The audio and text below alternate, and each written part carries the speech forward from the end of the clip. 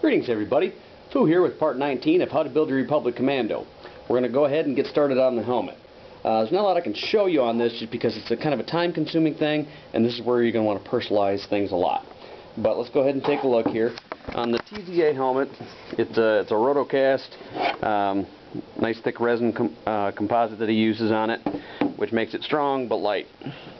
The T-visor is not going to be cut out, so what you're going to need to do is take a 3/4 inch paddle bit, which is this distance right here. Kind of run a circle, see where the sides of the paddle are going to hit, put your point in there, and there is a groove here, so you'll be able to drill a hole, do that into each side, left and right side of the visor, and then once you've got those holes there, go ahead and just run your Dremel. Now this is kind of thick and it's awkward to get the Dremel in there, but it'll give you a good groove. Or if that's not working for you, you can use take the blade out of a hacksaw, or if you have a skill saw or something else along those lines, go ahead and just be slow. This resin, once it gets going, it's a real fine powder, but go ahead and just keep sawing away at it. Cut your T down all the way down to where the frown starts, and make sure you want to keep these angles nice and sharp. So if you're going to be doing any sanding, over accentuate these so that when you sand it doesn't round it off. And then you want to make sure you've got a nice straight edge across the top here. Now when you're cutting with the Dremel, if you want to angle the tip up towards the back side, that'll help out a little bit, because you're actually going to be placing your EL wire right along this inside edge here. And if this is slanted up into the back, angled forward a little bit, you'll actually, if it's angled out this way, you'll actually be able to glue that EL wire up in there a little better. Alright, so once you get your T-visor cut out, go ahead and move to the cheeks, the vents, and you're going to want to keep the high points. There's 4 high points, and what I didn't use the saw attachment. I actually used the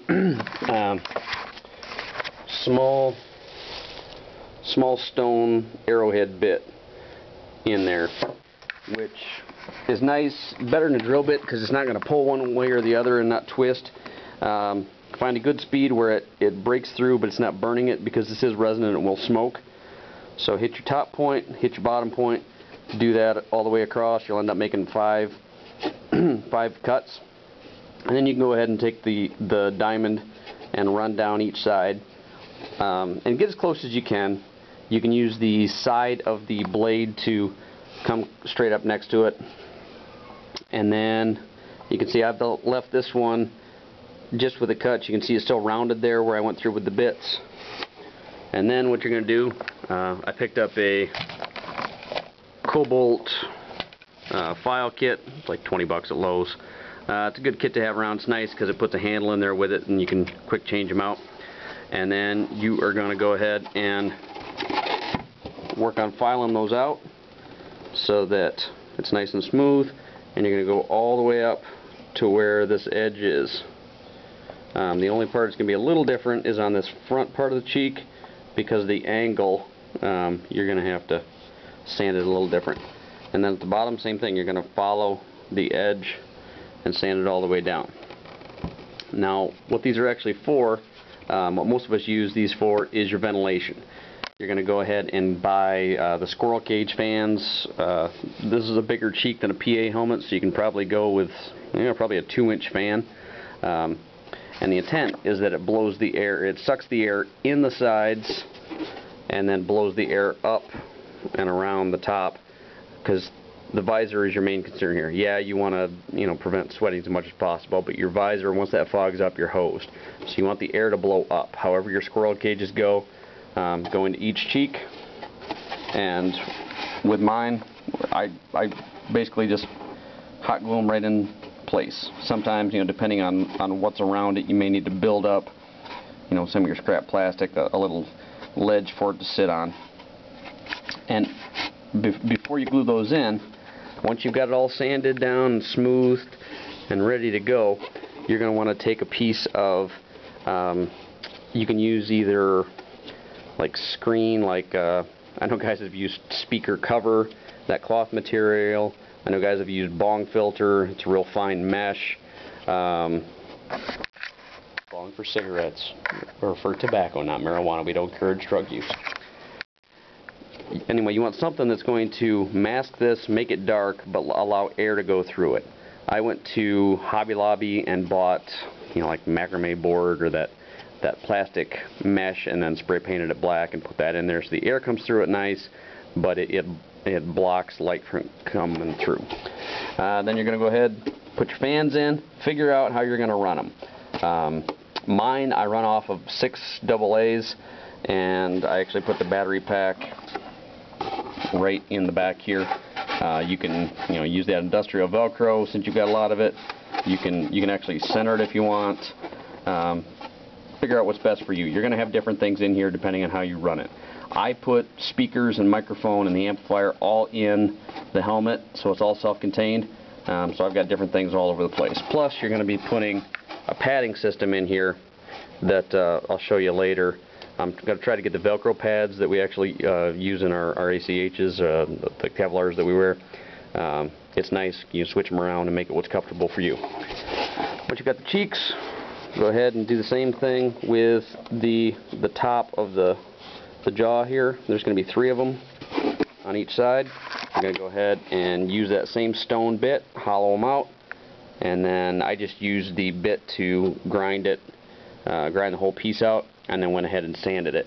What I do there is I find little speakers, and I will actually put it right over that, hot glue the crap out of it to make a seal around it, cover it in foam, make it a little soundproofed, and then run my wires to the back where my amp is, and then my mic and everything is self-contained. That way your sound comes out of your cheeks and it projects really nicely, and you've got that.